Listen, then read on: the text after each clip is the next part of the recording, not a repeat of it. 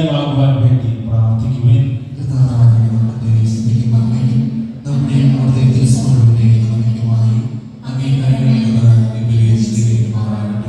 കർത്താവ്, അങ്ങേ സമൃദ്ധിയിൽ നിന്ന് ഞങ്ങൾ അങ്ങേക്കായി കൊണ്ടുവന്നിരിക്കുന്ന കാണിക്കകൾ സ്വീകരിക്കണമെന്ന് ഞങ്ങൾ പ്രാർത്ഥിക്കുന്നു.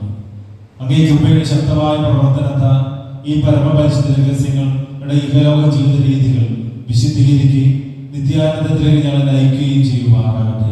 നമ്മുടെ കർത്താവായ യേശുക്രിസ്തു വഴി ഈ പ്രാർത്ഥന കേട്ടറിയണമേ. കർത്താവ് നിങ്ങളോട് കൂടെ. ഹൃദയങ്ങൾ ഉയർത്തുവിൻ. നമ്മുടെ കർത്താവായ ദൈവത്തിന് നന്ദി പ്രകാശിപ്പിക്കാം.